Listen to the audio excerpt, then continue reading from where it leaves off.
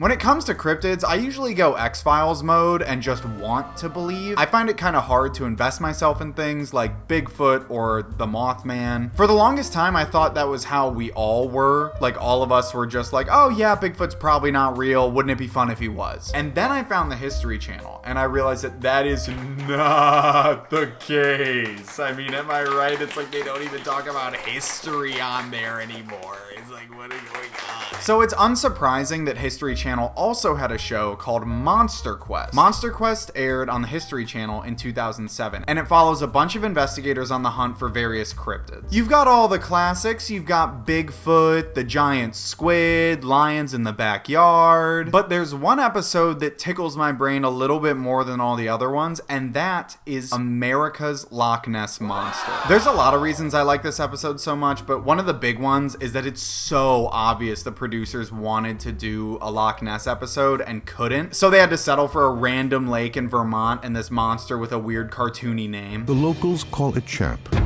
So a little background on this monster. It was discovered in Lake Champlain in the 1600s, which is why they named it Champ. Really, it probably should be named Champ, but... The locals call it Champ. America's Loch Ness. I don't mean to harp on editing too much, but the gunshot sound effects are an incredible choice. And at that point, I don't know what it is with paranormal shows and that specific sound effect, because Ghost Adventures does it. I think Paranormal Cops did it too. It's not like in real life whenever there's something unexplained or scary, you just hear thousands of gunshots. All right, Mr. Gerglin, we have your test results. Just give it to me straight, Doc. Am I gonna live? Well, that's the thing is, we don't know. What? You see, you have a brand new disease. We just discovered it today. We have no way of knowing what havoc it will wreak on your body and your lifestyle. Can you please stop? Oh, darn.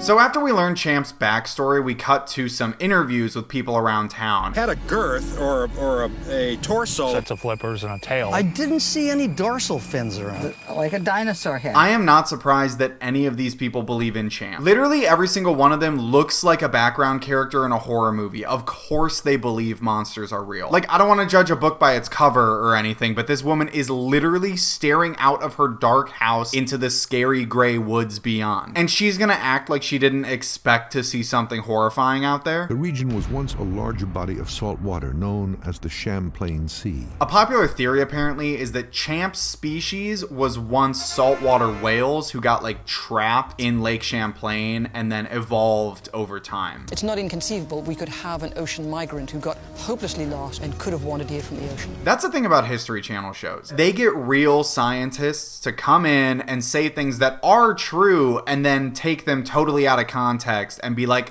told ya! Which maybe I would give them a pass for if they didn't immediately disregard the plausible explanation they got for something insane. To the vast majority of eyewitnesses, Champ looks like a plesiosaur, not a whale. Yeah, because you drew him like that. To the vast majority of people we showed this plesiosaur to, this plesiosaur looks like a plesiosaur, and not a whale. But thank God we've established what Champ looks like. A plesiosaur. Because now it's time for a good old-fashioned reenactment. Kids!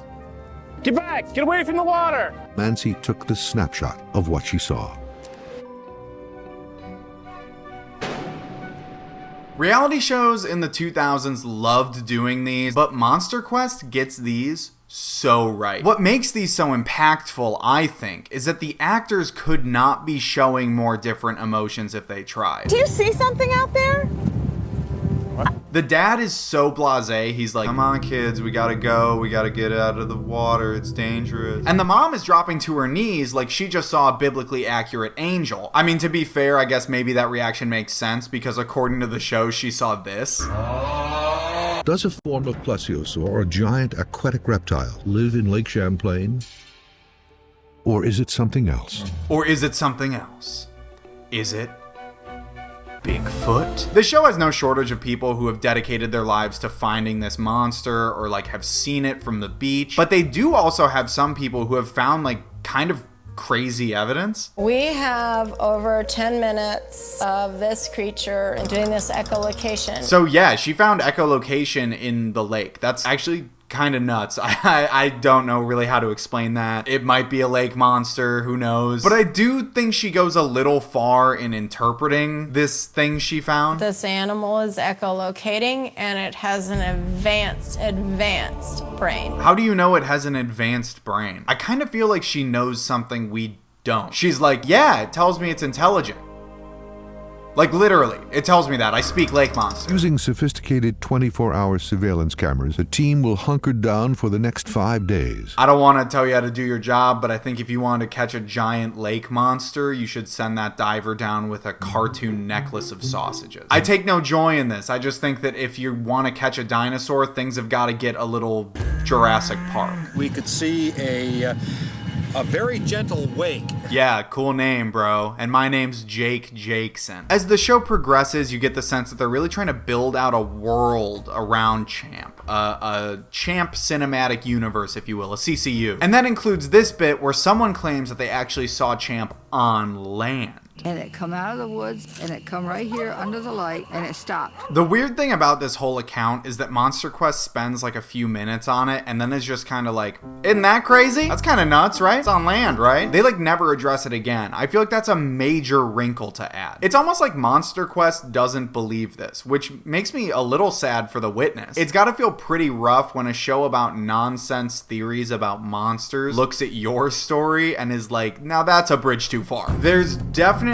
a monster that's been living in this lake for the past 10 million years, okay? Let's just not get crazy and say that it got on land once. Also, though, I do get why Monster Quest wanted to distance themselves from this testimony, because this witness kind of like throws in a bunch of new lore that has never been talked about before. But that was a brown one.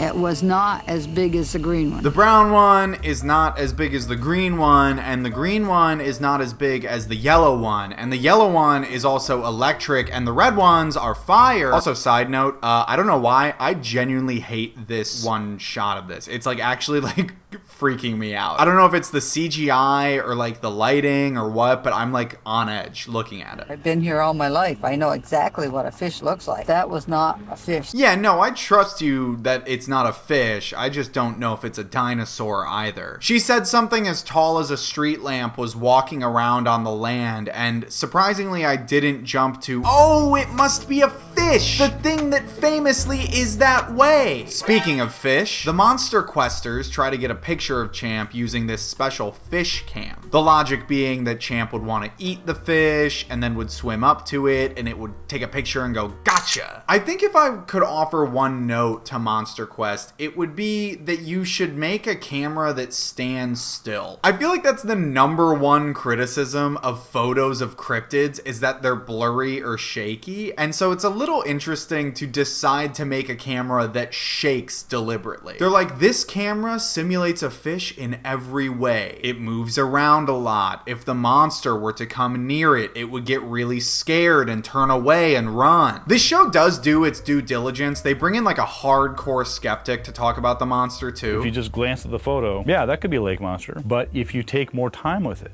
the story falls apart. But that being said, they also made him seem like a villain. He's always in a weird, spooky library, and he's constantly walking like a robot, and he's bald. Just kidding, guys. You can be bald. That's no big deal. But you better believe in monsters. The Monster Questers wrap up by interviewing everybody, and surprisingly, even the most hardcore believers are being pretty normal about it. They're pretty much just into the mystery, it seems. And then this person says this. I would like to know what it is, but if we do find out, I hope we leave it alone. The combination of the way it was said, as well as that little gunshot sound effect, Find out, I hope we leave it alone, made that the most ominous thing in the entire episode. Again, what does this woman know that we don't? If we take a picture of this thing, is it gonna like topple the government? Ultimately, they do not find Champ in the lake, but maybe, just maybe, they found him in their hearts. Thank you guys so much for watching. Make sure to like and subscribe, and let me know if you want to see more Monster Quest. I actually kind of like the show a lot, so I will watch more of it if you want me to. Anyway, that's all for now. I'll see you guys next time.